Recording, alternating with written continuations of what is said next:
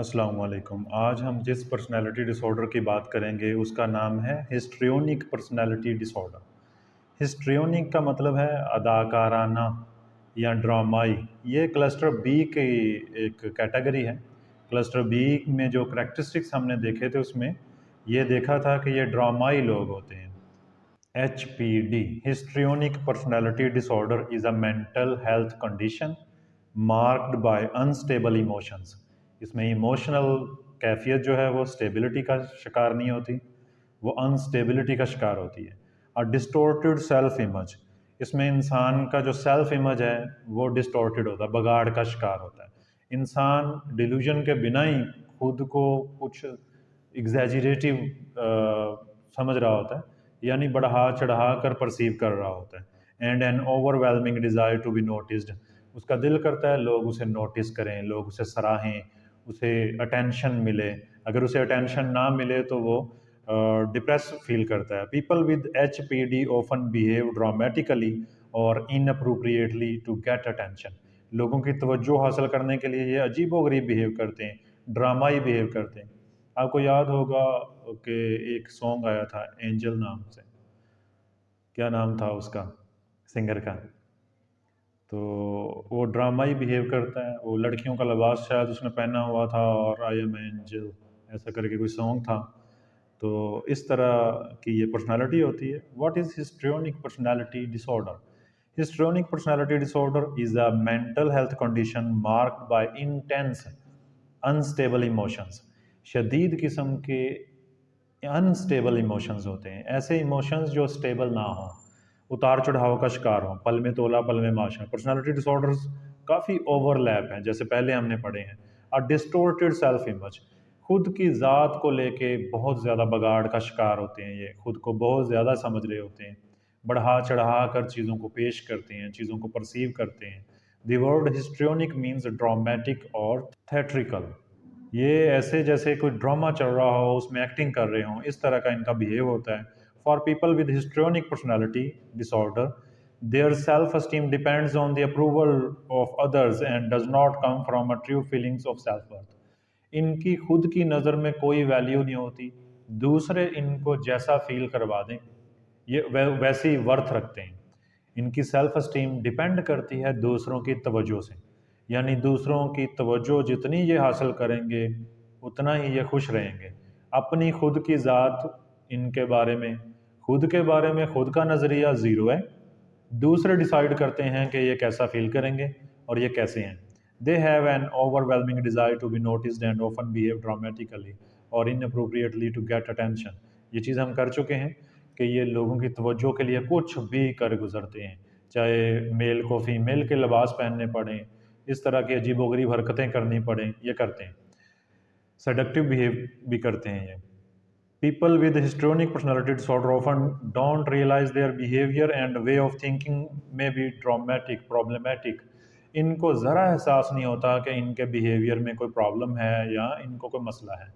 जब इस personality disorder की वजह से एंजाइटी या डिप्रेशन इन पे आता है तो फिर ये उसका ट्रीटमेंट करवाने आते हैं। अदरवाइज़ इनको ज़रा भी नहीं ये एहसास होता कि इनके साथ कोई साइकोलॉजिकल मसला है, इशू है। Histrionic personality disorder is one of the group of conditions called cluster B.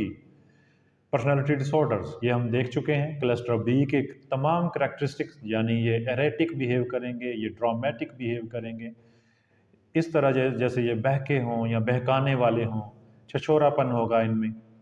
Who does histrionic personality disorder affect? किन लोगों को ये डिसऑर्डर अफेक्ट करता है? अर्ली ट्वेंटीज़, टीन्स, 18 ईयर्स के बाद ये डिसऑर्डर इफेक्ट करता है और ये मेल की निस्बत फीमेल को ज़्यादा इफेक्ट करता है। How common is histrionic personality disorder? Histrionic personality disorder is relatively rare. आमतौर पर रिसर्चर्स ने ये साबित किया है कि ये शाज़ व नादिर ही देखने को मिलता है, ये ज़्यादा कॉमन नहीं है, आम लोगों में ज़्यादा में ये नहीं पाया जाता। लेकिन दूसरे किसी पर्सनालिटी डिसऑर्डर से आते आते इस डिसऑर्डर की तरफ आ जाते हैं लोग। What are the signs and symptoms of histrionic personality disorder? The main feature histrionic personality disorder is displaying excessive ये कुछ बढ़ा चढ़ा कर पेश करते हैं खुद को और लोगों की चीज़ों को महसूस करते हैं। Superficial emotionality and sexuality to draw attention to themselves. लोगों की तवज्जो हासिल करने के लिए ये सेक्सुअल बिहेव करते हैं, ऐसे जैसे ये कोई बहुत ज़्यादा एरोटिक बिहेव करना हो। A person with histrionic personality disorder में feel underappreciated or depressed when they are not the center of attention। जब ये लोगों की अटेंशन का मरकज़ नहीं बन पाते, तवज्जो का मरकज़ नहीं बन पाते, तो ये बहुत ज़्यादा डिप्रेस फील करते हैं। यानी ऐसे लोगों को दूसरों की निगाहों का मरकज़ बनना पसंद है, दूसरों की तवज्जो इनके ऊपर रहे, ये उसके लिए कुछ भी करने को तैयार है। अजीबोगरीब कपड़े पहनते हैं ये, अजीबोगरीब हेयर स्टाइल अपनाते हैं ताकि इनको देखा जाए, इनको सुना जाए। बी ड्रामेटिक, ये ड्रामा करते हैं। एंड एक्सट्रीमली इमोशनली एक्सप्रेसिव, ये बहुत ज़्यादा एक्सप्रेसिव होते हैं, अपने इमोशंस को लेके फिरते हैं, दूसरों को बताते हैं और बढ़ा चढ़ा के बताते हैं। Even to the point of embarrassing friends and family in public, ये अपने दोस्तों को, फैमिलीज को शर्मिंदा करके रख देते हैं। इस तरह का ये बिहेव करते हैं। Have a larger than life presence, इनकी प्रेजेंस ऐसे होती है जैसे लार्जर दैन लाइफ, अपनी ज़िंदगी से कुछ बड़े होते हैं। यानी जो एक्चुअली ये होते हैं, ये उससे ज़्यादा खुद को बयान कर रहे होते हैं और दूसरों को दिखा रहे होते हैं। बी परसिस्टेंटली चार्मिंग एंड फ्रिक्शियस, ये बड़े ही नखरेबाज किस्म के लोग होते हैं और ख़ुद को मुसलसल ये चार्म शो करवाते हैं दूसरों को कि ये कुछ हैं, इनको देखा जाए, इनको सुना जाए। Be overly concerned with their physical appearance, ये अपनी फिज़ीक को, फिजिकल अपीयरेंस को लेके बहुत ज़्यादा कॉन्शियस होते हैं क्योंकि ये चाहते हैं कि इनको देखा जाए। Use their physical appearance to draw attention to themselves by wearing bright coloured clothing और रिवीलिंग क्लॉथिंग, ये दूसरों की निगाहों का मरकज़ बनने के लिए भड़कीले कलर पहनते हैं, ऐसे रंग पहनते हैं जो दूर से ही नज़र आए और समटाइम ये ऐसी ड्रेसिंग करते हैं जिसकी वजह से लोग इनकी तरफ अट्रैक्ट हों। Act inappropriately sexual with most of the people they meet even when they are not sexually attracted to them, ये दूसरे लोगों को सेक्सुअली अट्रैक्ट करने की कोशिश करते हैं, हालांकि जब दूसरे लोग इन पे ज़रा भी तवज्जो नहीं देना चाहते तब भी ये ऐसे ड्रामा करते हैं, उनको अपनी तरफ अट्रैक्ट करने की कोशिश करते हैं। इनका उठना बैठना, इनके लिबास, इनका अंदाज इस तरह का हो जाता है जैसे ये दूसरे को लुभाना चाह रहे हैं, अपने पीछे लगाना चाह रहे हैं। Speak dramatically and express strong opinions but with few facts or details to support their opinions। ये ऐसे ड्रामाई अंदाज से बोलते हैं, दूसरों को एक्सप्रेस करते हैं चीज़ें जैसे कोई बहुत ही ज़्यादा, कोई बहुत ही बेहतर चीज़ बयान कर रहे हो, हालांकि इनकी ओपिनियन के पीछे कोई लॉजिक नहीं होती। ये इंतहाई सादा मजाज होते हैं, इस मामले में ये बहुत सादा मजाज होते हैं कि ये लोगों की तवज्जो चाहते हैं कि लोग इनको इन्फ्लुएंस करें, लोग इनको एडमायर करें। इस मामले में ये इंतहाई सादा लोग होते हैं। इनको हल्का सा आप कोई कम्प्लीमेंट दे दें, कोई तारीफ़ कर दें, ये फूले नहीं समाते। Think that their relationships with others are closer than they usually are, आमतौर पे ये बयान करते हैं कि मेरा फ़लाँ के साथ बड़ा ही क्लोज रिलेशन है, हालांकि ऐसा नहीं होता।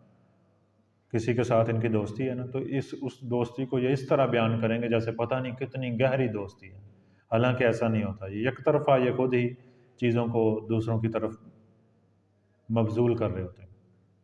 Have difficulty maintaining relationships, actually इनको फेक रिलेशन शो करवाने पड़ते हैं, दूसरों के साथ फेक इंट्रैक्शन शो करवाते हैं। जैसे ये बहुत पॉपुलर हैं, इनको फ़ोन कॉल्स आ रही हैं, इनको लोग चाहते हैं, ये इस तरह का पर्सनालिटी पैटर्न्स शो करते हैं। Need instant gratification and become board और फ्रस्ट्रेटेड वेरी इजीली, ये बहुत जल्द बोर हो जाते हैं, इनको बहुत जल्द फ्रस्ट्रेशन शुरू हो जाती है और ये खुश भी बड़ी जल्दी हो जाते हैं। ये दूसरों की अप्रूवल हासिल करने के लिए हर तरह की मेहनत करते हैं। अब देखते हैं what causes histrionic personality disorder, इसकी वजूहात क्या हो सकती हैं। सबसे पहले हम देखेंगे कि जेनेटिक्स, इनहेरिटेंस, वरासती मैलान, किसी के वालिदैन को कुछ बीमारियां रही हैं, नफसियाती मसाइल रहे हैं तो इनको भी होंगे। इसके अलावा चाइल्डहुड ट्रॉमा बहुत अहम है।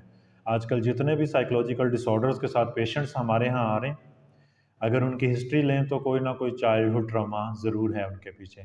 इसके बाद सबसे अहम फैक्टर है पेरेंटिंग स्टाइल, वालिदैन ने उनको जब पाला, जब बड़ा किया किस तरह से उनकी डीलिंग थी, पेरेंटिंग स्टाइल क्या था उनका, डोमिनेंट पेरेंट्स थे, बहुत ज़्यादा अप्रिशिएट करते थे, उनका क्या अंदाज़ था वालिदैन का, वो भी मैटर करता है।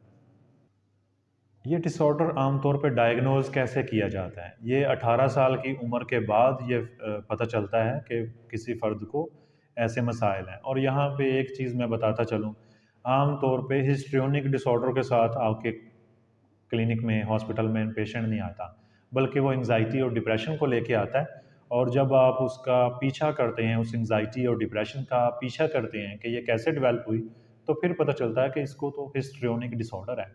आम तौर पे ये मानते नहीं, जब आप पास्ट हिस्ट्री लेते हैं, इनके रिलेशनशिप्स के बारे में पूछते हैं, इनकी वर्क हिस्ट्री लेते हैं प्रीवियस, और रियलिटी टेस्टिंग करते हैं, इनकी इम्पल्सिस को देखते हैं, तो फिर आपको अंदाज़ा होता है कि ये किस कैटेगरी में मुलव्वस हैं, इनको पर्सनैलिटी डिसऑर्डर की कौन-सी चीज़ें जो हैं वो परेशान किए हुए हैं। अगर DSM-5 का क्राइटेरिया देखें तो उसमें क्लियरली मेंशन है कि 5 या 5 से ज़्यादा अलामात का होना ज़रूरी है। फिर डायग्नोज करेंगे। Uncomfortable when not the centre of attention, जब ये तवज्जो का मरकज़ नहीं बनते, तो इनके लिए ये सुहाने रूह होता है, ये कंफर्ट महसूस नहीं करते, इनको बेचैनी होना शुरू हो जाती है। सेडक्टिव और प्रोएक्टिव बिहेवियर, इनका बिहेवियर जो है वो बहकाने वाला होता है या इश्ताल अंगेज़ होता है। इस तरह ये गुस्सा करते हैं, चिल्लाते हैं या दूसरों को सेड्यूस करने की कोशिश करते हैं। शिफ्टिंग एंड शैलो इमोशंस, इनके इमोशंस जो हैं वो तेज़ी से बदलते हैं, कभी किस तरह के हो जाते हैं, कभी किस तरह के, और ये ज़्यादा डीप नहीं होते। Uses appearance to draw attention, लोगों की तवज्जो हासिल करने के लिए ये नित नई अपीयरेंस चेंज करते रहते हैं, अपना हुलिया गेटअप बदलते रहते हैं। इम्प्रेशनिस्टिक एंड वेक स्पीच, इस तरह ये बोलेंगे जैसे बहुत ही कोई गहरा तासुर छोड़ रहे हों। ड्रामेटिक और एग्जैजरेटेड इमोशंस, इनकी पर्सनैलिटी, इनके इमोशंस इस तरह के होते हैं जैसे कोई ड्रामा चल रहा हो और एक्टिंग कर रहे हों ये। इसके अलावा ये इंतहाई सजेस्टिबल होते हैं, यानी इंतहाई आसानी से इनको इन्फ्लुएंस किया जा सकता है। किसी की पढ़ाई पट्टी में ये बहुत जल्दी आ जाते हैं। Consider relations more intimate they are, आमतौर पे ये शो करवाते हैं कि इनका कोई गहरा मरासम है किसी दूसरे के साथ, हालांकि ऐसा नहीं होता। ये तमाम तर रिलेशंस फेक होते हैं।